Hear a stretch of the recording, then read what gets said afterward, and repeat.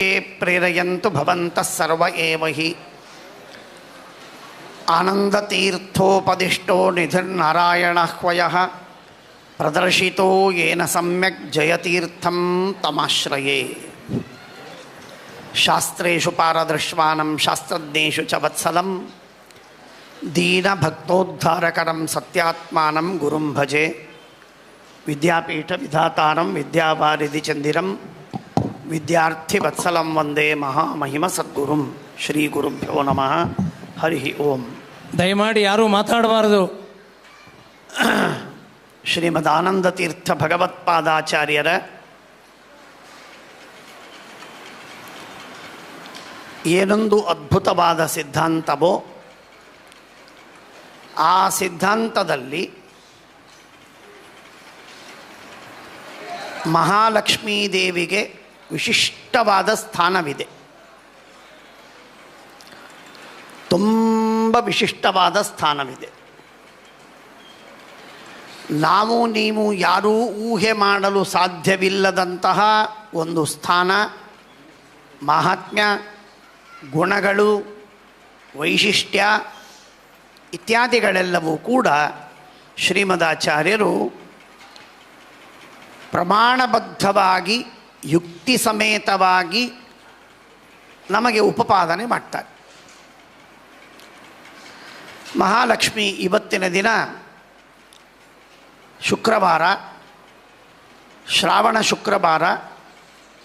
ಅನೇಕ ಸದ್ಭಕ್ತರ ಮನೆಗಳಲ್ಲಿ ಕಲಶವನ್ನಿಟ್ಟು ಪೂಜೆ ಮಾಡುವಂತಹ ಅಥವಾ ಫೋಟೋ ಪ್ರತಿಮೆ ಇತ್ಯಾದಿಗಳನ್ನಿಟ್ಟು ಪೂಜೆ ಮಾಡುವಂತಹ ಪದ್ಧತಿ. ಆ ಕಾರಣದಿಂದ ಲಕ್ಷ್ಮೀದೇವಿಯ ಮಹಿಮೆಯನ್ನು ಯಥಾಮತಿ ಅತ್ಯಲ್ಪವಾದ ಬುದ್ಧಿಯಿಂದ ಅತ್ಯಲ್ಪ ಶಕ್ತಿಯಲ್ಲಿ ತಿಳಿಯುವ ಹೇಳುವ ಪ್ರಯತ್ನವನ್ನು ಮಾಡ್ತೇನೆ. ಅಷ್ಟನ್ನು ನಾವು ತಿಳಿದುಕೊಂಡು ಆ ಮಹಾತಾಯಿಯ, ಜಗನ್ಮಾತೆಯ, ಜಗದಂಬೆಯ ವಿಶೇಷವಾದ ಅನುಗ್ರಹವನ್ನು ನಾವು ಪಡೆಯೋಣ. ಮೊಟ್ಟ ಮೊದಲಿನ ಮಹಾಲಕ್ಷ್ಮೀ ದೇವಿಯ ಎಲ್ಲ ಗುಣಗಳಿಗಿಂತ ಅತ್ಯುತ್ತಮವಾದಂತಹ ಗುಣ, ಮಹಾತ್ಮ್ಯ ಎಂದರೆ ಭಗವಂತನ ಅತಿಶಯವಾದ, ಅಧಿಕಾರಿ ವರ್ಗದಲ್ಲಿ ನಿರತಿಶಯವಾದಂತಹ ಪ್ರೀತಿ ಪಾತ್ರಳು, ಅನುಗ್ರಹ ಪಾತ್ರಳು ಅನ್ನುವುದೇ ಲಕ್ಷ್ಮೀದೇವಿಯ ಅತಿ ದೊಡ್ಡದಾದ ಹೆಗ್ಗಳಿಕೆ. ಭಾಳ ದೊಡ್ಡದು.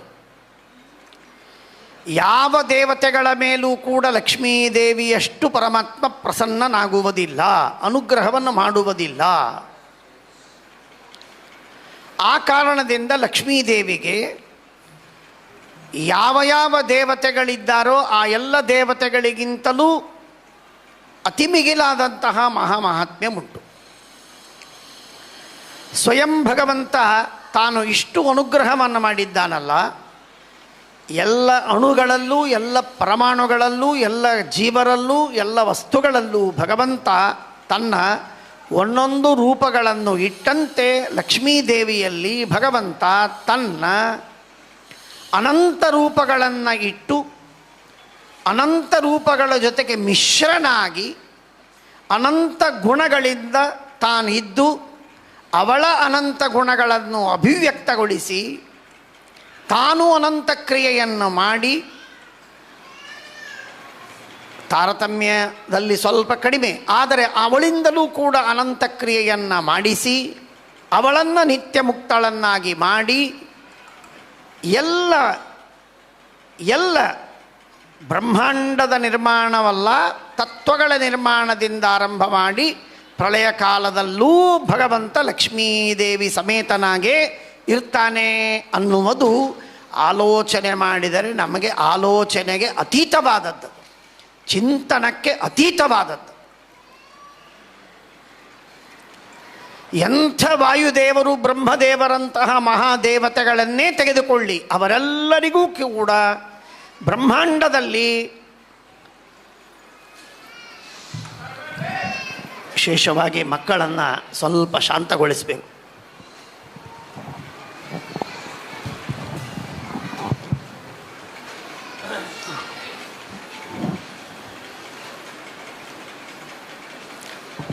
ಅಂದರೆ ಊಹೆ ಮಾಡಲಿಕ್ಕೆ ಸಾಧ್ಯವಿಲ್ಲ. ಯಾಕೆ ಅಂತಂದರೆ ಬ್ರಹ್ಮದೇವರು ವಾಯುದೇವರು ಮಾಡುವುದೇನು ಅಂದರೆ ಒಂದು ಬ್ರಹ್ಮಾಂಡದಲ್ಲಿ ಒಂದು ಕಲ್ಪದಲ್ಲಿ ಮಾತ್ರ ಅವರಿಗೆ ಅಧಿಕಾರ, ಪರಿಪೂರ್ಣವಾದ ಅಧಿಕಾರ ವಾಯುದೇವರಿಗೆ ಬ್ರಹ್ಮದೇವರಿಗೆ. ಆ ವಾಯು ಬ್ರಹ್ಮ ಪದವಿಗಿಂತಲೂ ಪೂರ್ವದಲ್ಲಿ ಅವರಿಗೆ ಲಿಮಿಟೆಡ್ ಆದ ಅಧಿಕಾರ, ಸೀಮಿತವಾದ ಅಧಿಕಾರವಿದೆ. ಯೋಗ್ಯತೆ ಅದ್ಭುತ, ಪರಿಪೂರ್ಣ ಸಮಾನವಾಗಿ ಯೋಗ್ಯತೆಯ ಪ್ರಶ್ನೆ ಬಂದಿಲ್ಲ. ಆದರೆ ಭಗವಂತನ ಸಂಕಲ್ಪಾನುಸಾರವಾಗಿ ಅಧಿಕಾರವನ್ನು ಅರ್ಥಾತ್ ಕ್ರಿಯೆಯನ್ನು ಮಾಡುವ, ನಿಯಮನಾದಿಗಳನ್ನು ಮಾಡುವ ಏನೊಂದು ಪರಮಾತ್ಮನ ಸಂಕಲ್ಪವಿದೆಯೋ ಅದು ಕೇವಲ ಸೀಮಿತವಾದದ್ದು, ಒಂದೇ ಒಂದು ಕಲ್ಪಕ್ಕೆ. ಆದರೆ ಲಕ್ಷ್ಮೀದೇವಿಗೆ ಆಲೋಚನೆ ಮಾಡಲಿಕ್ಕೂ ಸಾಧ್ಯವಿಲ್ಲ, ಸುತರಾಂ ಸಾಧ್ಯವಿಲ್ಲ. ಅನಾದಿ ಕಾಲದಿಂದ ಅನಂತ ಕಾಲದವರೆಗೆ ಅನಂತ ಬ್ರಹ್ಮಾಂಡಗಳನ್ನು ನಿರ್ಮಾಣ ಮಾಡುವ ಕಾಲದಲ್ಲೂ ಲಕ್ಷ್ಮೀದೇವಿಯ ಸೇವೆ ಪರಮಾತ್ಮನಿಗೆ ನಿರಂತರವಾಗಿ ನಡೆಯುತ್ತೆ. ಅಜಗಜವಲ್ಲ ಜಮೀನ್ ಆಸ್ಮಾನ್ ಅಂತೇನು ಹೇಳ್ತೇವೆ, ಹಾಗೆ ಅಷ್ಟು ಅಂತರವಿದೆ, ಅಷ್ಟು ಅಂತರವಿದೆ ಬ್ರಹ್ಮಾದಿ ದೇವತೆಗಳಿಗೂ ಲಕ್ಷ್ಮೀದೇವಿಗೂ. ನಿತ್ಯ ಮುಕ್ತಳಾದವಳು ಪರಮಾತ್ಮನ ಲಕ್ಷ್ಮೀದೇವಿಯ ನಮ್ಮೆಲ್ಲರ ಗುಣಗಳಲ್ಲೂ ಪರಮಾತ್ಮನ ಗುಣಗಳು ಬಿಂಬರೂಪವಾಗಿ ಒಳಗೆ ಸನ್ನಿಹಿತವಾಗಿವೆ. ಅವುಗಳೇ ನಾನು ಮಾತಾಡ್ತೇನೆ ಅಂದರೆ ಭಗವಂತ ಮಾತಾಡ್ತಾನೆ, ನಾನು ಆನಂದ ಪಡ್ತೇನೆ ಅಂದರೆ ದೇವರು ಒಳಗೆ ತನ್ನ ಆನಂದವನ್ನು ಇಟ್ಟಿದ್ದಾನೆ ಅಂತ ಹೇಗೋ ಹಾಗೆ ನಮ್ಮ ಗುಣಗಳಲ್ಲಿ ದೇವರ ಗುಣಗಳು, ನಮ್ಮ ಕ್ರಿಯೆಯಲ್ಲಿ ದೇವರ ಕ್ರಿಯೆ ಇರುವಂತೆ ಲಕ್ಷ್ಮೀದೇವಿಯ ಅನಂತ ಗುಣಗಳಲ್ಲಿ ಪರಮಾತ್ಮನ ಅನಂತ ಗುಣಗಳ ಪರಿಪೂರ್ಣವಾದ ಸನ್ನಿಧಾನ. ಇಷ್ಟೆಲ್ಲ ವಿಚಿತ್ರ ಏನು ಅಂದರೆ ಇದು ಯಾವುದೂ ಸಾಧನೆ ಮಾಡಿ ಪಡೆದದ್ದಲ್ಲ, ಪಡೆದ ಮಾಹಾತ್ಮ್ಯವಲ್ಲ,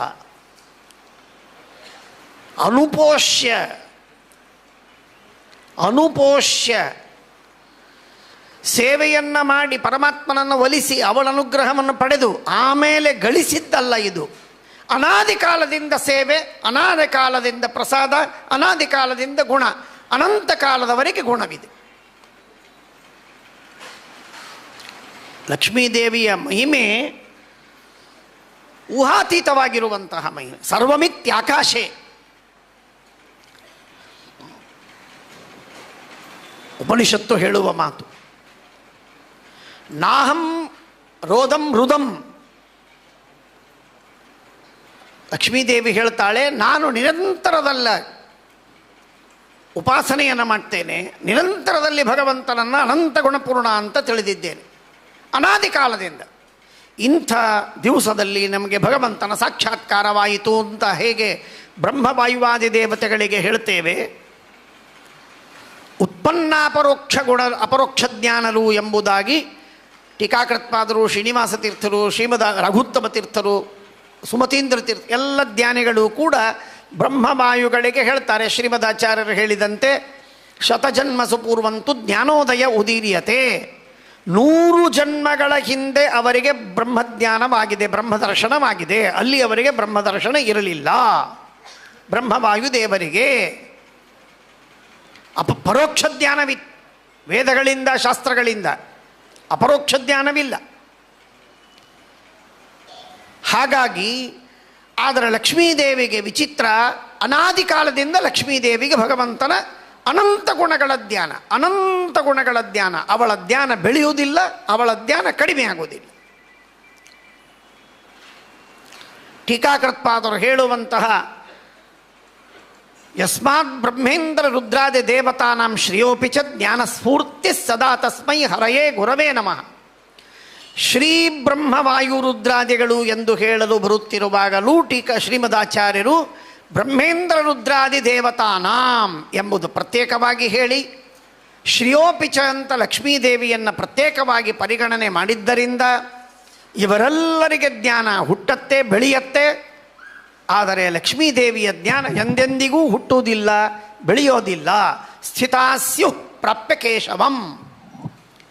ಎಲ್ಲ ಅಪರೋಕ್ಷ ಜ್ಞಾನವು, ಭಗವಂತನ ಜ್ಞಾನ ಎಷ್ಟಿದೆ ಅನಾದಿ ಕಾಲದಿಂದ ಎಷ್ಟಿದೆ ಅಷ್ಟೇ ಅನಂತ ಜ್ಞಾನ ಇವತ್ತೂ ಇದೆ, ಇನ್ನು ಅನಂತ ಕಾಲದವರೆಗೂ, ಅನಂತ ಕಾಲದ ಅನಂತರದಲ್ಲೂ ಇರುತ್ತೆ. ಇಂತಹ ಮಹಾಜ್ಞಾನವನ್ನು ಪಡೆದ ಮಹಾತಾಯಿ ಲಕ್ಷ್ಮೀದೇವಿ, ಪರಮಾತ್ಮನ ಸಾಕ್ಷಾತ್ ಪ್ರತಿಬಿಂಬಳು. ಹರೇಹೇ ಛಾಯಾ ರಮಾ, ಲಕ್ಷ್ಮೀದೇವಿ ಪರಮಾತ್ಮನಿಗೆ ಸಾಕ್ಷಾತ್ ಪ್ರತಿಬಿಂಬಳು. ಸರಿಯಾಗಿ ಅರ್ಥವನ್ನು ಮಾಡಿಕೊಳ್ಳಬೇಕು. ಲಕ್ಷ್ಮೀದೇವಿ ಪರಮಾತ್ಮನಿಗೆ ಸಾಕ್ಷಾತ್ತಾಗಿ ಪ್ರತಿಬಿಂಬ ಅಂತಾದ ಮೇಲೆ ಬ್ರಹ್ಮವಾಯುದೇವರು ಸಾಕ್ಷಾತ್ ಪ್ರತಿಬಿಂಬರಾಗಲು ಸಾಧ್ಯವಿಲ್ಲ. ಯಾಕೆಂದರೆ ಲಕ್ಷ್ಮೀದೇವಿ ಮಧ್ಯದಲ್ಲಿದ್ದಾಳೆ. ಹಾಗಾಗಿ ಬ್ರಹ್ಮದೇವರು ವಾಯುದೇವರು ಪರಮಾತ್ಮನಿಗೆ ಸಾಕ್ಷಾತ್ತಾಗಿ ಪ್ರತಿಬಿಂಬರಾಗುವುದೆಂತು ಎನ್ನುವ ಪ್ರಶ್ನೆಗೆ ಉತ್ತರವನ್ನು ನಾವು ತಿಳಿಬೇಕು. ಏನು? ವಾಮನ ಸೂಕ್ತದಲ್ಲಿ ಬರುವಂತಹ ಮಾತಿನ ವ್ಯಾಖ್ಯಾನವನ್ನು ಮಾಡ್ತಾ ಜ್ಞಾನಿಗಳು ಈ ರೀತಿಯಾಗಿ ಹೇಳ್ತಾರೆ, ಲಕ್ಷ್ಮೀದೇವಿಗೆ ಸ್ತ್ರೀ ರೂಪ ಮಾತ್ರವಿದೆ, ಪುರುಷ ರೂಪ ಇಲ್ಲ. ಸ್ತ್ರೀ ರೂಪ ಮಾತ್ರವಿದೆ, ಪುರುಷ ರೂಪವಿಲ್ಲ. ಆದ್ದರಿಂದಾಗಿ ಬ್ರಹ್ಮವಾಯುವಾದಿಗಳಲ್ಲಿ ಎಲ್ಲ ಪುರುಷ ಜೀವರಲ್ಲಿ ದೇವತೆಗಳಲ್ಲಿ ಇರುವ ಪುರುಷತ್ವವೇನಿದೆಯೋ ಆ ಪುರುಷತ್ವ ಕೇವಲ ಲಕ್ಷ್ಮೀದೇವಿಯ ಅಧೀನವಾಗಬಹುದೇ ಹೊರತು ಲಕ್ಷ್ಮೀದೇವಿಯ ತದಂಶೆ ಸಾದೃಶ್ಯವಿಲ್ಲ. ಆದ್ದರಿಂದ ಪ್ರತಿಬಿಂಬತ್ವ ಇಲ್ಲ. ಆ ಅಂಶವನ್ನು ಪುರುಷತ್ವ ಹಾಗೂ ತತ್ಸಂಬಂಧಿಯಾದ ತದ್ವ್ಯಾಪ್ಯವಾದ ಯಾವ ಧರ್ಮಗಳೋ ಆ ಧರ್ಮಗಳಲ್ಲಿ ಬ್ರಹ್ಮವಾಯುದೇವರು ಪರಮಾತ್ಮನಿಗೆ ಸಾಕ್ಷಾತ್ತಾಗಿ ಪ್ರತಿಬಿಂಬರಾಗಿದ್ದಾರೆ, ಲಕ್ಷ್ಮೀ ದ್ವಾರ ಪ್ರತಿಬಿಂಬರಾಗುವುದಿಲ್ಲ. ಲಕ್ಷ್ಮೀದೇವಿ ಎಲ್ಲ ಉಳಿದ ಗುಣಗಳು, ಜ್ಞಾನಾನಂದ ಭಕ್ತಿ ಮುಂತಾದ ಎಲ್ಲ ಗುಣಗಳ ವಿಷಯದಲ್ಲಿ ಅವಶ್ಯವಾಗಿ ಪರಮಾತ್ಮನಿಗೆ ಪ್ರತಿಬಿಂಬಳಾಗಿದ್ದಾಳೆ. ಅವಳ ದ್ವಾರಾನೇ ಬ್ರಹ್ಮವಾಯುದೇವರು ಪ್ರತಿಬಿಂಬರಾಗಿದ್ದಾರೆ. ಅಂತೇನೆ ಶ್ರೀಮದಾಚಾರ್ಯರು ಕೊಟ್ಟ 2 ಪ್ರಮಾಣಗಳಲ್ಲಿ ಈ ವಿಶೇಷವು ಸೂಚಿತವಾಗುವಂಥದ್ದು ಸ್ಪಷ್ಟವಾಗಿ ಗೊತ್ತಾಗುತ್ತೆ.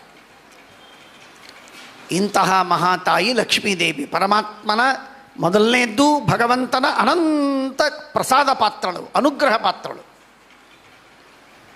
ಅನಾದಿ ಕಾಲದಿಂದ ಅನಂತ ಕಾಲದವರೆಗೆ ಅವಳಿಗೂ ಸರ್ವಕಾಲದಲ್ಲಿ ಅನಂತ ಕಾಲದಲ್ಲಿ ಯಾರಿಗೆ ಗೊತ್ತಿದೆ ಅವರಿಗೆ ಅರ್ಥವಾಗುತ್ತೆ ನಾನು ಹೇಳುವ ಶಬ್ದದ ಅರ್ಥ. ಅಹಂ ಬ್ರಹ್ಮಾಸ್ಮಿ ಎಂಬಂತಹ ಜ್ಞಾನ ಅವಳಿಗೆ ಲಕ್ಷ್ಮೀದೇವಿಗೆ ಅನಾದಿ ಕಾಲದಿಂದ ಅನಂತ ಕಾಲದವರೆಗಿದೆ. ಬ್ರಹ್ಮನಂತೆ ಪರಮಾತ್ಮನಂತೆ. ಅಂತೇನೆ ಅವಳು ನಿತ್ಯ ಮುಕ್ತಳಾಗಿದ್ದಾಳೆ. ಅದೇ ವಿಧವಾಗಿರುವಂತಹ ಪರಮಾತ್ಮನ ಶಂಖಚಕ್ರ ಗದಾ ಪದ್ಮಗಳನ್ನು ಧಾರಣ ಮಾಡಿದ್ದಕ್ಕೆ ಲಕ್ಷ್ಮೀ ದೇವಿ ಹೇಳಿಕೊಂಡಿದ್ದಾಳೆ ಛಾಂದೋಗ್ಯೋಪನಿಷತ್ತಿನಲ್ಲಿ. ನಾಹಂ ಪುತ್ರರೋಧಂ ಹೃದಂ, ನಾನು ಎಂದೂ ಯಾರ ಗರ್ಭದಲ್ಲೂ ಹುಟ್ಟಿ ಮಗುವಾಗಿ ಹುಟ್ಟಿ ಜನ್ಮವನ್ನು ತಾಳಿ ಮಕ್ಕಳು ಅಳುವಂತೆ ನಾನು ಅತ್ತದ್ದೇ ಇಲ್ಲ. ನಾಹಂ ಪುತ್ರರೋಧಂ ಹೃದಂ. ಯಾಕೆ?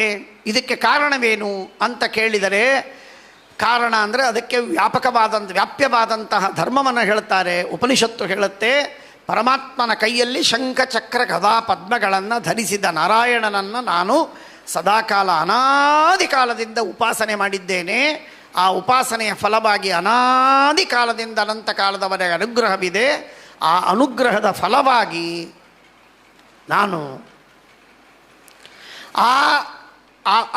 ಅದೇನು ಫಲ ಅಂತ ಉಪಾಸನೆ ಅಂತ ಅನ್ನೋದನ್ನು ಹೇಳ್ತೇನೆ. ಆ ವಿಧವಾದ ಉಪಾಸನೆ ಮಾಡಿದ್ದರಿಂದಾಗಿ ನಾನು ಎಂದೆಂದಿಗೂ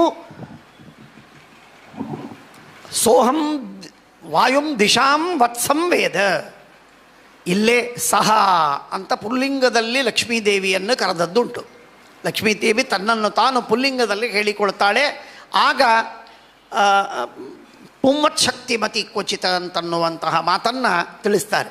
ಹಾಗೆ ಧರ್ಮ ವಿಜ್ಞಾನ ವೈರಾಗ್ಯ ಐಶ್ವರ್ಯ ಎಂಬಂತಹ 4 ಮಹೋನ್ನತ ಗುಣಗಳು, ಧರ್ಮ ಪುಣ್ಯ, ವಿಜ್ಞಾನ ಅದ್ಭುತವಾದ ಜ್ಞಾನ, ಶುದ್ಧ ಜ್ಞಾನ, ವೈರಾಗ್ಯ ಹಾಗೂ ಐಶ್ವರ್ಯ, ಎಲ್ಲದರ ಮೇಲೆ ಒಡೆತನ, ಸ್ವಾಮಿತ್ವ, ನಿಯಾಮಕತ್ವ, ಈ 4 ಗುಣಗಳೇನಿವೆಯಲ್ಲ ಇವುಗಳನ್ನು ಭಗವಂತ ವಾಯುದೇವರಲ್ಲಿ ದಿಶಾಂ ವತ್ಸಂವೇದ ತನ್ನ 4 ಕೈಗಳಿಂದ ಪರಮಾತ್ಮ ಕೊಟ್ಟ. ಯಾವ 4 ಕೈಗಳು? ಯಾವು ಶಂಖ ಚಕ್ರ ಗದಾ ಪದ್ಮಗಳನ್ನು ಧಾರಣ ಮಾಡಿದ ಕೈಗಳೋ ಅಂತಹ ಜುಹೂ, ಸಹಮಾನ, ಇನ್ಯಾವುದು ರಾಜ್ಞಿ, ಮತ್ತೊಂದು ಸುಭೂತ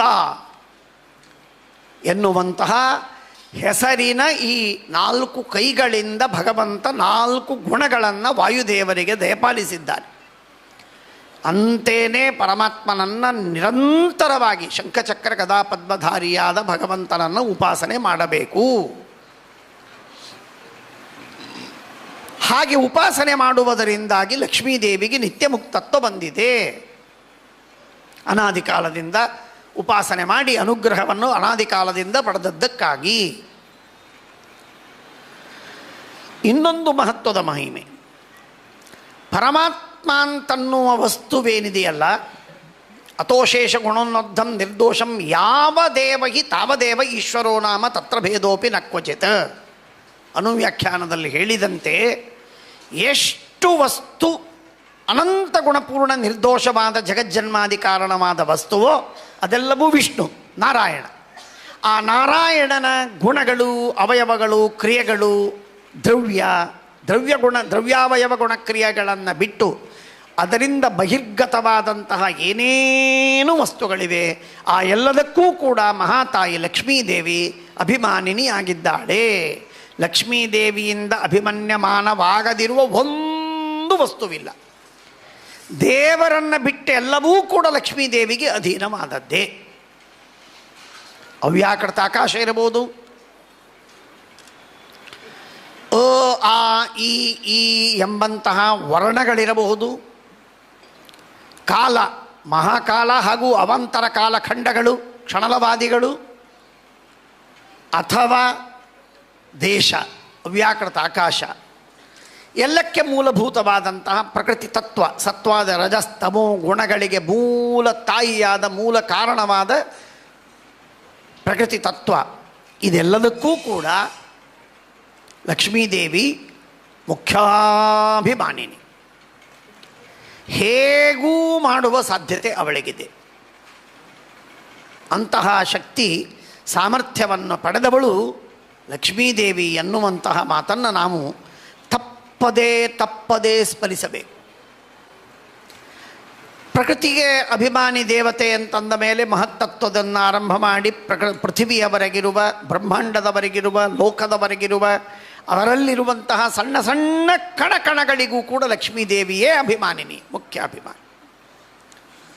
ಅದರಲ್ಲೂ ಲಕ್ಷ್ಮೀದೇವಿಯ ವಿಶೇಷವಾದಂತಹ ಅಭಿಮಾನಿತ್ವವನ್ನು ಹೇಳುವಾಗ ಭಾಳ ವಿಚಿತ್ರವಾಗಿ ಹೇಳ್ತಾರೆ. ವರ್ಷಮಣ ಉಪಸ್ಪೃಶಾಮಿ. ವರ್ಷಮ ಎಂದರೆ ದೇಹ. ಸ್ವಯಂ ಲಕ್ಷ್ಮೀದೇವಿ ತಾನು ತನ್ನ ಚಿತ್ ಸ್ವರೂಪವಾದ ದೇಹದಿಂದ, ಅಪ್ರಾಕೃತವಾದ ದೇಹದಿಂದ ಇಡೀ ಜಗತ್ತನ್ನು ವ್ಯಾಪಿಸಿದ್ದೇನೆ. ಯಾರಿಗೂ ಈ ಸಾಮರ್ಥ್ಯ ಇಲ್ಲ. ಬ್ರಹ್ಮದೇವರಿಗೆ ಕೇವಲ ಮಹತ್ತತ್ವದ ಪರ್ಯಂತ ಮಾತ್ರ ಅವರಿಗೆ ವ್ಯಾಪಿಸುವ ಸಾಮರ್ಥ್ಯವಿದೆ ಹೊರತು ಅದನ್ನು ಮೀರುವ ಸಾಮರ್ಥ್ಯವಿಲ್ಲ. ಆದರೆ ಲಕ್ಷ್ಮೀದೇವಿಗೆ ಮಾತ್ರ ಅವ್ಯಾಕೃತ ಆಕಾಶವನ್ನು, ಕಾಲವನ್ನು, ವರ್ಣಗಳನ್ನು, ಪ್ರಕೃತಿಯನ್ನು ನಾಲ್ಕನ್ನೂ ವ್ಯಾಪಿಸಿ ಇರುವಂತಹ ಅದ್ಭುತವಾದ ಸಾಮರ್ಥ್ಯ, ಶಕ್ತಿ ಊಹೆ ಮಾಡಲಿಕ್ಕೆ ಸಾಧ್ಯವಿಲ್ಲ. ಪರಮಾತ್ಮ ಅಣೋರಣೀಯಾನ್ ಮಹತೋ ಮಹೀಯಾನ್ ಅಂತ ಹೇಳಿದಂತೆ ಪರಮಾತ್ಮ ಪ್ರಕೃತ್ಯಾದಿಗಳಿಗಿಂತಲೂ ಅನಂತಪಟ್ಟು ಮಿಗಿಲಾಗಿದ್ದಾನೆ. ಇದು ನಿಜ, ವಾಸ್ತವ. ಅನಂತಪಟ್ಟು ಮಿಗಿಲಾಗಿದ್ದಾನೆ. ಅಣೋರಣೀಯಾನ್ ಮಹತೋ ಮಹೀಯಾನ್. ದೇಶ ಕಾಲ ಪ್ರಕೃತಿ ವರ್ಣ ಲಕ್ಷ್ಮೀದೇವಿಗಿಂತಲೂ ಪರಮಾತ್ಮ ಅನಂತ ಅನಂತ ಅನಂತ ಅನಂತ ಪಟ್ಟು ಮಿಗಿಲಾದವ, ಅಚಿಂತ್ಯವಾದ ತನ್ನ ಸಾಮರ್ಥ್ಯದಿಂದ. ಅದರಲ್ಲಿ ವಿವಾದವಿಲ್ಲ. ಆದರೆ ಆ ಭಗವಂತ ಆ ರೀತಿಯಾಗಿ ವ್ಯಾಪ್ತನಾದರೆ ಲಕ್ಷ್ಮೀದೇವಿಯೂ ಕೂಡ ಜಡವಾದ ದೇಶ ಕಾಲ ವರ್ಣ ಪ್ರಕೃತಿಗಳಿಗೆ ಸಮಾನವಾಗಿ ವ್ಯಾಪ್ತಳಾಗಿದ್ದಾಳೆ.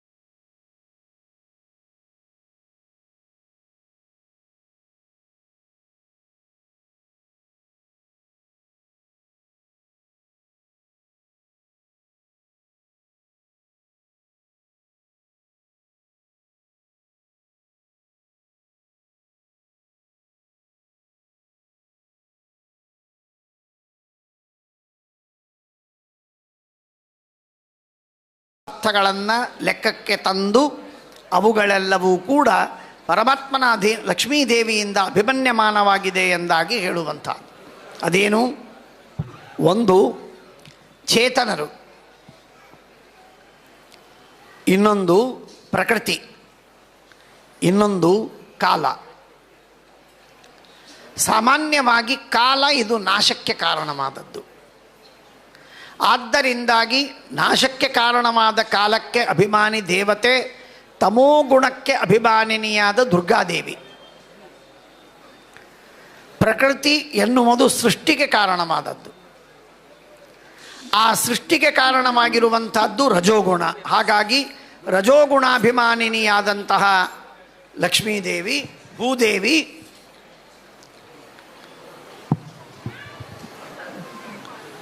ಅವಳು ಪ್ರಕೃತಿಗೆ ಅಭಿಮಾನಿನಿ.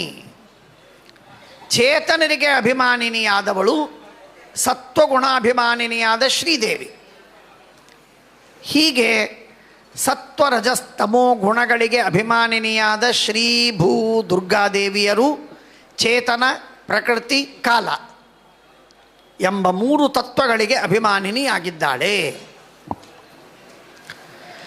ಆಕಾಶ ಮತ್ತು ವರ್ಣಗಳು ಪ್ರಕೃತಿಯಲ್ಲೇ ಸೇರಿಕೊಂಡದ್ದು ಎಂಬುದಾಗಿ ಹೇಳುವಂತಹ ಪದ್ಧತಿ. ಹೀಗಿರುವ ಲಕ್ಷ್ಮೀದೇವಿಯ ಈ ಅಭಿಮಾನಿತ್ವ ಇದು ಒಂದಾದರೆ, ಚೇತನರಲ್ಲೇ ಸಾತ್ವಿಕ, ರಾಜಸ, ತಾಮಸ ಎಂಬ ಜೀವರಿದ್ದಾರೆ, ಉತ್ತಮ, ಮಧ್ಯಮ, ಅಧಮರು. ಆ ಉತ್ತಮ, ಮಧ್ಯಮ, ಅಧಮ ಜೀವರೇನಿದ್ದಾರೋ ಅವರಿಗೆ ಅಭಿಮಾನಿನಿಯಾದವಳು ಶ್ರೀ ಭೂ ದುರ್ಗಾದೇವಿಯರು. ಆ ಶ್ರೀ ಭೂ ದುರ್ಗಾದೇವಿಯರೇ ಮತ್ತೆ ಪುನಃ ಬೇರೆ ಬೇರೆ ಹೆಸರುಗಳಿಂದ ವೇದಗಳಿಗೆ, ಯಜ್ಞಗಳಿಗೆ, ದಕ್ಷಿಣೆಗೆ ಅಭಿಮಾನಿ ದೇವತೆಗಳಾಗಿದ್ದಾರೆ. ವೇದಗಳಿಗೆ ಅಭಿಮಾನಿನಿಯಾಗಿ ಲಕ್ಷ್ಮೀದೇವಿ ಪರಮಾತ್ಮನನ್ನು ಸ್ತೋತ್ರ ಮಾಡ್ತಾಳೆ, ಆದರೆ ದೂರದಲ್ಲಿರ್ತಾಳೆ. ಯಜ್ಞಕ್ಕೆ ಅಭಿಮಾನಿನಿಯಾದಂತಹ ಲಕ್ಷ್ಮೀದೇವಿ ಪರಮಾತ್ಮನ ಅರ್ಧಾಂಗಿನಿಯಾಗಿರ್ತಾಳೆ, ಅಂಕದಲ್ಲಿ ಕೂತಿರ್ತಾಳೆ. ದಕ್ಷಿಣಾಭಿಮಾನಿನಿಯಾದವಳು ಅರ್ಧಾಂಗಿನಿಯಾಗಿರ್ತಾಳೆ. ದಕ್ಷಭಾಗೆ ಸ್ಥಿತಃ ಇನಃ ಯಸ್ಯಃ ಸಾ. ಬಲಭಾಗದಲ್ಲಿ ಗಂಡನನ್ನು ಹೊತ್ತ, ದೇಹದ ಅರ್ಧ ಭಾಗದಲ್ಲಿ ತಾನು, ದೇಹದ ಬಲಭಾಗದಲ್ಲಿ ಅರ್ಧದಲ್ಲಿ ಗಂಡ ಸ್ವಾಮಿ ನಾರಾಯಣ ಇದ್ದಂತಹ ನಾರಾಯಣ ಮತ್ತು ಲಕ್ಷ್ಮೀದೇವಿಯರ ಒಂದು ವಿಶಿಷ್ಟವಾದ ದೇಹ, ವಿಶಿಷ್ಟ ರೂಪ. ಈ ವಿಧವಾದಂತಹ ವಿಶಿಷ್ಟ ರೂಪವೇನಿದೆಯೋ ಈ ರೂಪವನ್ನು ಕೂಡ ಲಕ್ಷ್ಮೀದೇವಿ ಪರಮಾತ್ಮನ ಜೊತೆಗೆ ಪಡೆದಿದ್ದಾಳೆ. ಸೂರ್ಯನ ಹತ್ತಿರ ಹೋದಂತೆ ಬಿಸಿಲು ಹೇಗೆ ಹೆಚ್ಚೋ, ಸೂರ್ಯನಿಂದ ದೂರ ದೂರ ಬಂದಂತೆ ತಣ್ಣಗೆ ಆಗಿ ಪೂರ್ಣ ತಣ್ಣಗಾಗತ್ತೋ ಹಾಗೆ ದೇವರ ಹತ್ತಿರ, ಅತೀ ಹತ್ತಿರದಲ್ಲಿ, ಅರ್ಥಾತ್ ಅರ್ಧ ದೇಹದಲ್ಲಿ ಪರಮಾತ್ಮನ ಜೊತೆಗೆ ದೇಹವನ್ನು ಶೇರ್ ಮಾಡುವ, ಅರ್ಧದಲ್ಲಿ ನಾರಾಯಣ, ಅರ್ಧದಲ್ಲಿ ಲಕ್ಷ್ಮೀದೇವಿ ಇದ್ದಾಗ ಅಂಥ ಪರಮಾತ್ಮನ ಲಕ್ಷ್ಮೀದೇವಿಯ ರೂಪವೇನಿದೆಯೋ ಆ ಲಕ್ಷ್ಮೀ ರೂಪ ಪರಮಾತ್ಮನಿಂದ ಅತೀ ಅಧಿಕವಾದಂತಹ ಸುಖದ ಅಭಿವ್ಯಕ್ತಿಯನ್ನು ಪಡೆಯುತ್ತದೆ. ವಿಶಿಷ್ಟ ದಕ್ಷಿಣ ಸುಖೇ. ಅದುವೇ ಲಕ್ಷ್ಮೀದೇವಿ ಇನ್ನೆರಡು ರೂಪದಿಂದ ಅಂಕದಲ್ಲಿ ಬಲಸ್ತನದ ಮೇಲೆ ಪರಮಾತ್ಮನಿಗೆ ಚಿಹ್ನೆಯಾಗಿ ಇದ್ದಾಳೆ. ಅಲ್ಲಿ ಶ್ರೀವತ್ಸಾಂಕಿತ ಅಂತ ಪರಮಾತ್ಮನನ್ನು ಕರಿತೇವೆ. ಆ ಶ್ರೀವತ್ಸಾಂಕ್ಯ ಅಂಕದಲ್ಲಿ ಏನು ಲಕ್ಷ್ಮೀದೇವಿ ಇದ್ದಾಳೆ, ಅವಳಿಗೂ ದಕ್ಷಿಣಗಿಂತಲೂ ಕಡಿಮೆಯಾದ ಸುಖ, ಆದರೆ ವೇದಾಭಿಮಾನಿನಿಗಿಂತಲೂ ಅಧಿಕವಾದ ಸುಖವಿದೆ.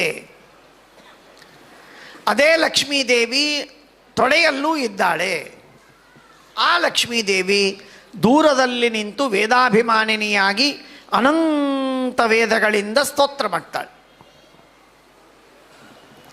ಇಂತಹ ಲಕ್ಷ್ಮೀದೇವಿಯ ಸೌಭಾಗ್ಯವನ್ನು ಊಹಾತೀತವಾಗಿ ಶ್ರೀಮದಾಚಾರ್ಯರು ವರ್ಣಿಸ್ತಾರೆ. ಲಕ್ಷ್ಮೀದೇವಿ ಇನ್ನೊಂದು ನಮಗೆ ಮಹತ್ವದ ಉಪಕಾರವನ್ನು ಮಾಡಿದ್ದು ಅಂದರೆ, ಎಲ್ಲ ವೇದಗಳಿಗೆ ಪ್ರತಿಪಾದ್ಯನಾದವನು ನಾರಾಯಣನಾದರೆ ಎಲ್ಲ ವೇದಗಳಿಗೆ ಅಭಿಮಾನಿ ದೇವತೆಯಾದವಳು ಲಕ್ಷ್ಮೀದೇವಿ. ಅದರ ಅರ್ಥ ಏನು? ವೇದಗಳೆಲ್ಲವೂ ದೇವರನ್ನು ಪ್ರತಿಪಾದಿಸ್ತವೆ ಅಂತಂದರೆ ಅವುಗಳಲ್ಲಿ ಅಂತರ್ಯಾಮಿಯಾಗಿರುವ ಲಕ್ಷ್ಮೀದೇವಿಯು ನಮಗೆ ಭಗವಂತನ ಜ್ಞಾನವನ್ನು ಕೊಡುತ್ತಾಳೆ.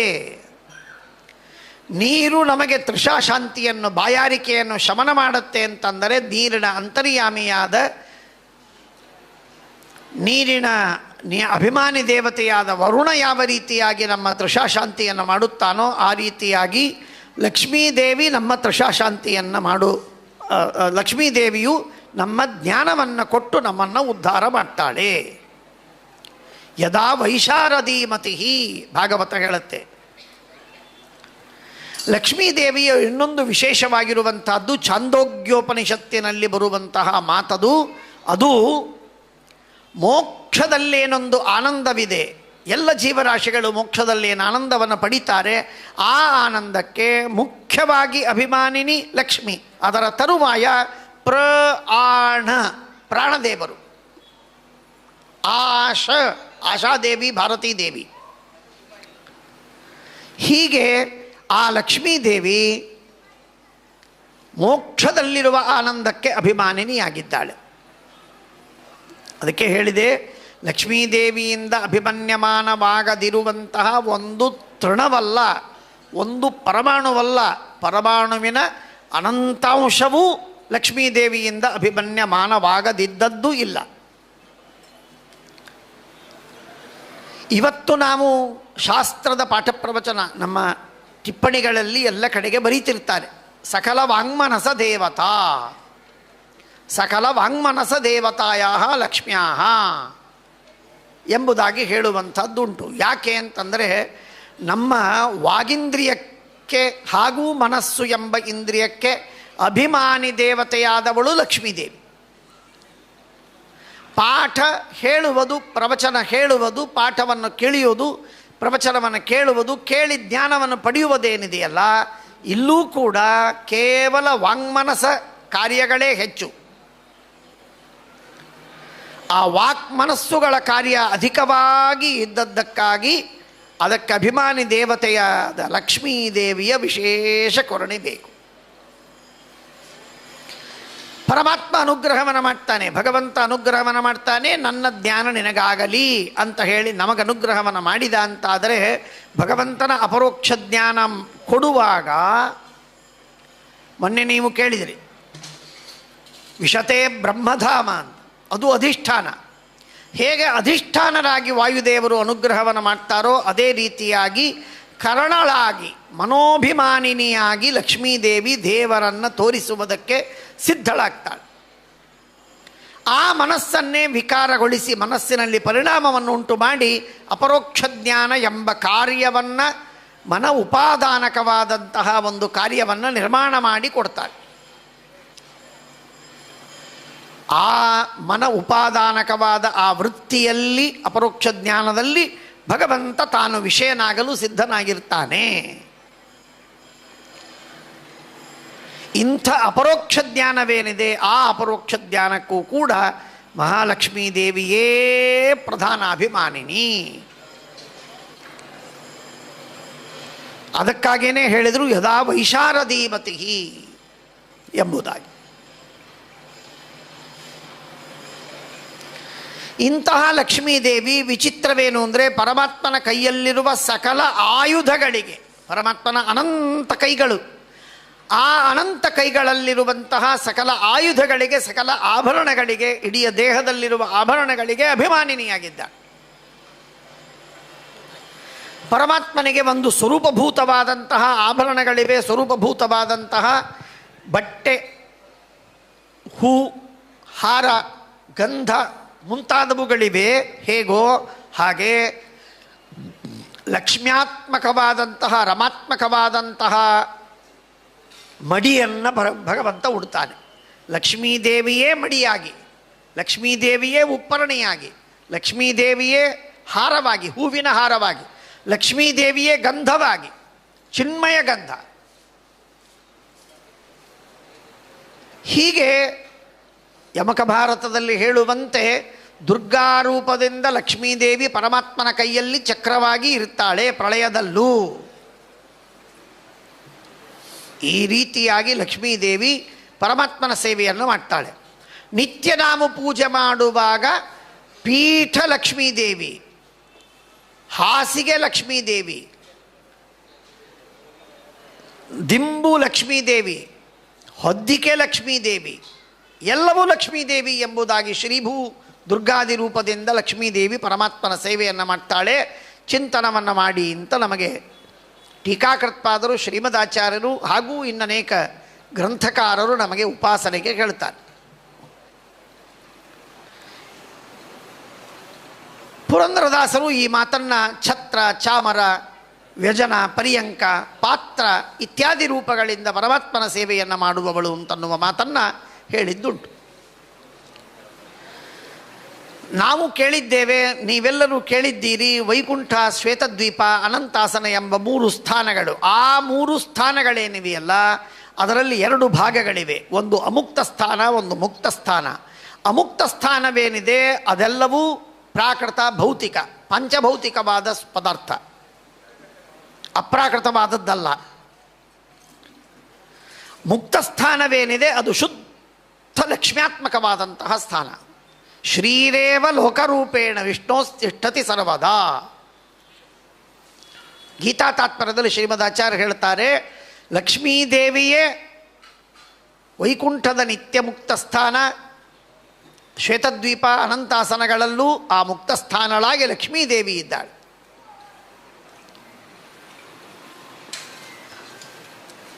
ಪರಮಾತ್ಮ ಕೃಷ್ಣ ಪರಮಾತ್ಮ ಅವತಾರ ಮಾಡಿದಾಗ ಕೃಷ್ಣನ ಕೊಳಲಲ್ಲಿ ಲಕ್ಷ್ಮೀದೇವಿ ತಾನಿದ್ದು ಪರಮಾತ್ಮನ ಅಧರ ರಸವನ್ನು ಪಾನ ಮಾಡ್ತಾಳೆ. ಆ ಅಧಿಕಾರ ಕೇವಲ ಲಕ್ಷ್ಮೀದೇವಿಗೆ. ಕೊಳಲು ಯಾವುದೋ ಒಂದು ಕೊಳಲಲ್ಲ, ಯಾವುದೋ ವೇಣುವಲ್ಲ, ಬೀದಿಯಲ್ಲಿ ಸಿಕ್ಕದ್ದು, ಕಾಡಿನಲ್ಲಿ ಸಿಕ್ಕದ್ದು ಮಾತ್ರವಲ್ಲ. ಅದಕ್ಕೆ ಅಭಿಮಾನಿನಿಯಾಗಿ ಲಕ್ಷ್ಮೀದೇವಿ ಇದ್ದು ಪರಮಾತ್ಮನ ಸೇವೆಯನ್ನು ನಿರಂತರ ಮಾಡುವಂಥದ್ದು.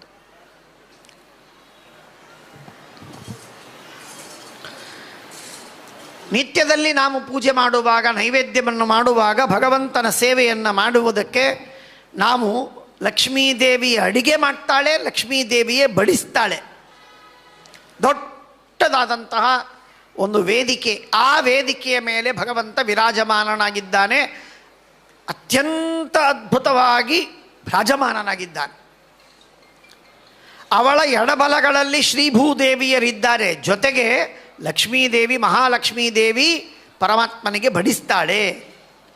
ಬಡಿಸುವುದಕ್ಕೆ ಈ ವಾಯುವಾದಿ ದೇವತೆಗಳೆಲ್ಲರೂ, ಎಲ್ಲ ಸರಸ್ವತ್ಯಾದಿ ದೇವಿಯರು ಮಾಡಿದ ಅಡಿಗೆಯನ್ನು ಕೈಗೆ ತಂದು ಒಪ್ಪಿಸ್ತಾರೆ. ಬಡಿಸುವುದು ಲಕ್ಷ್ಮೀದೇವಿ. ಅನ್ನಾದಿ ರೂಪಗಳನ್ನು, ಈ ನೈವೇದ್ಯವನ್ನು ಮತ್ತೊಂದು ಸಲ ಹೇಳ್ತೇನೆ, ಅನ್ನಾದಿ ರೂಪದಲ್ಲಿ ಇರುವುದೂ ಭಗವಂತ ಲಕ್ಷ್ಮೀದೇವಿಯೇ. ಪರಮಾತ್ಮನಿಗೆ ನೈವೇದ್ಯ ಮಾಡುವ ಯಾವ ಅನ್ನವಿದೆ ಆ ಅನ್ನದಲ್ಲಿ ಲಕ್ಷ್ಮೀದೇವಿ ತನ್ನ ರೂಪವನ್ನು, ಅನ್ನಾಭಿಮಾನಿಯಾದ ತನ್ನ ರೂಪವನ್ನು ಪರಮಾತ್ಮನಿಗೆ ಸಮರ್ಪಿಸ್ತಾಳೆ. ಅನ್ನ, ನೀರು, ಹಣ್ಣು, ಗಂಧ, ವಾಸನೆ, ಬಂಗಾರ, ಅಲಂಕಾರ, ಆಭರಣೆ, ಛತ್ರಚಾಮರ, ರಥ, ಪರ್ಯಂಕ, ಹಾಸಿಗೆ ಇತ್ಯಾದಿ ಏನು ಮಂಗಲನಾದಗಳಿವೆ ಆ ಎಲ್ಲ ಮಂಗಲನಾದಗಳಿಗೆ ಅಭಿಮಾನಿ ದೇವತೆಯಾದವಳು ಲಕ್ಷ್ಮೀದೇವಿ. ಗಂಟೆ, ಶಂಖ, ವೀಣೆ ಇತ್ಯಾದಿಗಳು. ಇದೆಲ್ಲಕ್ಕೆ ಮಿಗಿಲಾಗಿ ಲಕ್ಷ್ಮೀದೇವಿಯ ವಿಚಿತ್ರವಾದದ್ದು, ಪರಮಪುರುಷ ನಾರಾಯಣನಿಂದ ಧೃತಳಾದ ಲಕ್ಷ್ಮೀದೇವಿ ಆಧಾರ ಶಕ್ತಿ ರೂಪಳಾಗಿ ಇಡೀ ಬ್ರಹ್ಮಾಂಡಕ್ಕೆ, ಇಡೀ ಜಗತ್ತಿಗೆ, ಸಮಸ್ತವಾದ ಪ್ರಪಂಚಕ್ಕೆ ಆಧಾರಳಾಗಿದ್ದಾಳೆ. ಆಧಾರ ಶಕ್ತಿ ನಾಮಕಳಾಗಿ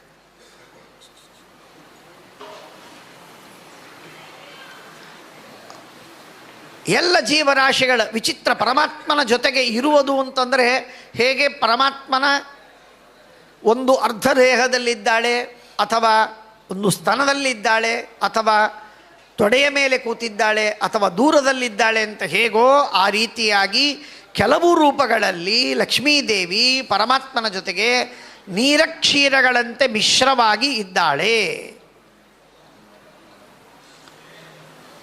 ನೀರಿನಲ್ಲಿ ಹಾಲನ್ನು ಹಾಕಿದರೆ ಹಾಲಿನಲ್ಲಿ ನೀರನ್ನು ಹಾಕಿದರೆ ಹಾಲು ನೀರುಗಳು ಹೇಗೆ ಬೆರೆತು ಹೋಗಿರುತ್ತಲ್ಲ ಆ ರೀತಿಯಾಗಿ ಇರುವಂಥದ್ದು. ಇಡೀ ಜಗತ್ತಿನ ವಿಶ್ವಸ್ಥಿತಿ ಪ್ರಳಯ ಸರ್ಗ ಮಹಾವಿಭೂತಿ ವೃತ್ತಿ ಪ್ರಕಾಶ ನಿಯಮ ಆವೃತ್ತಿ ಬಂಧ ಮೋಕ್ಷ ಯಸ್ಯಾಹ ಅಪಾಂಗಲವ ಮಾತ್ರತ ಊರ್ಜಿತ ಸಾ ಶ್ರೀ ಯತ್ಕಟಾಕ್ಷ ಬಲವತಿ. ಎಂಥ ವಿಚಿತ್ರವಾದದ್ದು!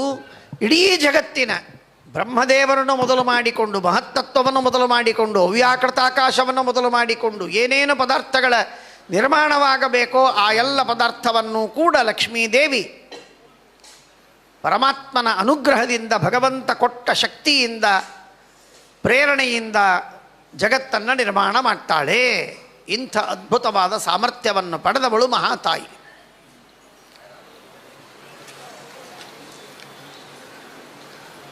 ಪರಮಾತ್ಮನನ್ನು ಇಷ್ಟು ಅಚ್ಚುಕಟ್ಟಾಗಿ ಪ್ರೀತಿಸ್ತಾಳೆ. ಎಂದೂ ನ್ಯೂನತೆ ಇಲ್ಲ, ಎಂದೂ ಆಧಿಕ್ಯವಿರೂ ಇಲ್ಲ. ಪರಮಾತ್ಮನ ರೂಪವನ್ನು ನೋಡ್ತಾ ಇರುವಾಗ ಅವಳಿಗೆ ನಿತ್ಯ ನೂತನವಾಗಿ ಕಾಣುತ್ತೆ. ಹೊಸ ಜ್ಞಾನ ಬರುವುದಿಲ್ಲ, ಆದರೆ ನಿತ್ಯ ನೂತನವಾಗಿ ಕಾಣುತ್ತೆ. ಅದು ಪರಮಾತ್ಮನ ಅಚಿಂತ್ಯ ಶಕ್ತಿ, ಲಕ್ಷ್ಮೀದೇವಿಯ ಮಹಾಭಾಗ್ಯ.